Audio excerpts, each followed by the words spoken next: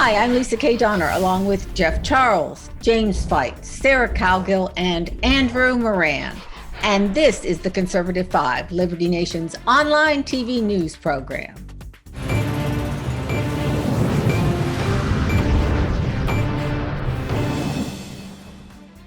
A new book, Perversion of Justice, the Jeffrey Epstein story, was released this week, and it's making waves with a carefully crafted explanation of the man's suicide while in custody. Questions persist as to why Mr. Epstein, under a suicide watch, under surveillance cameras, ended up dead. The book is penned by Miami Herald reporter Julie K. Brown, who broke the first story on Epstein that caused his house of cards to crumble.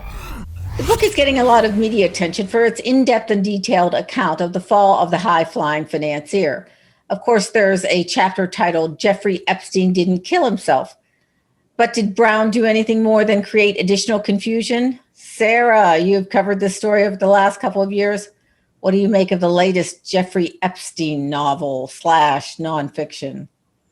I think the most interesting thing about this book is it's not a rehash or a regurgitation of every story that not only we have covered at Liberty Nation, but every other major market has covered. You know, the FAA reports on the airplanes and the pedo island and who was a visitor and all of the famous and political people, you know, that they can link to Epstein. What Julie Brown is trying to find in this book, she's trying to find the reason that it was allowed to happen. And I think that's the story here. The story is, why was there such a deal cut to let him go in the first place? And that was whatever happened the 8 years ago when he was first brought up and everything was, you know, he went to prison for a nanosecond and things were dismissed. But why was that deal cut? And she's trying to figure out who is the top dog and who allowed it to happen. And I think that is the real story, because he's dead.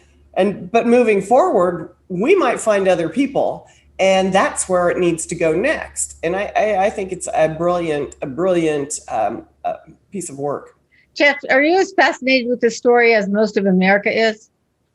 Yes, I mean, especially because, I mean, human trafficking and sex trafficking is one of the things that I pay attention to the most, especially lately.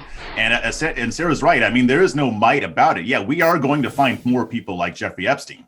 They're out there. They exist in other countries. They exist in our country, and it's rampant. And I'm not getting into conspiracy theory stuff. I'm not, going into Q or anything like that. I'm just talking about in general. There are sex traffickers out there, and if somebody's rich and famous, they shouldn't be able to get away with it the way Epstein did. And something tells me that it was more than his money and his celebrity that allowed him to evade charges. And what Brown's pointing out, Jeff, I mean, you're right. What Brown's pointing out is that somebody pretty high up on the ladder is cutting this guy's sweetheart deals all the way through. Well, but she fingers Kenneth Starr, and I think she even mentions Alan Dershowitz. She mentions Acosta, because Acosta cut the real deal. Somebody help me out here. He was a high guy in Trump's administration, and he resigned over this because he was the one that cut the deal, the original deal that people are going, how could you ever cut a deal like this? He's the one that wanted to prosecute the guy. So there's something stinky here. I mean, I think she's on the right track. Yeah, I read a report recently, I think it was in the London Guardian or the Daily Mail, and they were talking about one of his butlers said that there was a room in his private island that nobody was ever allowed to be in except him.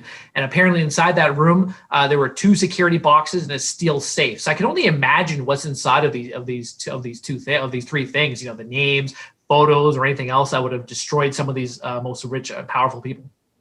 Jim, are you aware of the story about John McAfee? Does everybody know? John McAfee was the inventor of one of those great internet security, computer security programs. Anyway, he got into big tax evasion trouble, left the United States. He was picked up in Spain finally, put him in a Spanish jail. One day after they said he was going to be extradited, he was found dead in his cells. But apparently He tweeted out, "If I end up like Jeffrey Epstein, I didn't kill myself." Thoughts? Well, look, I'm from Arkansas, so I'm no stranger to the stories surrounding the people who have as yet been named that are linked to this. And I'm going to keep it that way because I'm from Arkansas. But yeah, no, we'll put it this way. When you hobnob around with the kind of people that Epstein did, again, I'm not throwing any names out. It just seems like that having those friends appears to be a terminal condition. We'll put it that way. Especially if you're talking about dirt and, in general. I mean, with McAfee, like, to me, it's like, yeah, it's possible that it could have been an Epstein situation because I don't believe that Epstein killed himself. But at the same time, McAfee liked to troll a lot, and I could see him doing this as a troll. So it's very hard to tell.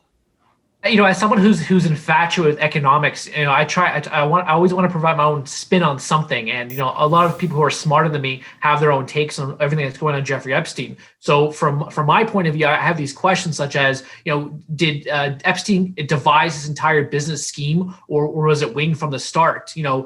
Did he host these parties with the idea of luring in these hedge fund managers and then striking a $20 million check? So a lot of questions from a financial standpoint and a business perspective that will hopefully be answered in the future. Well, it's not over until it's over, according to the baseball player Andrew Yogi Berra. Okay, I was thinking Lenny Kravitz.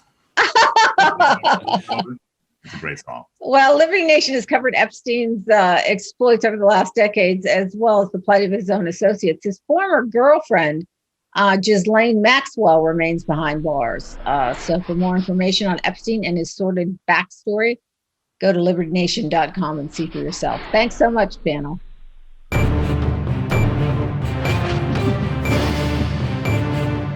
That's it for our Conservative 5 panel today. Check out our other C5 shows and segments on your favorite video platform, YouTube, Vimeo, Rumble, and now we're on Gab TV. As well, Liberty Nation has its own Roku channel where you can see all of our productions. Thanks so much for tuning in, and remember to surf on over to libertynation.com. Sign up for our new member zone, just $29.99 for the year. This has been a production of libertynation.com. Conservative news where truth matters.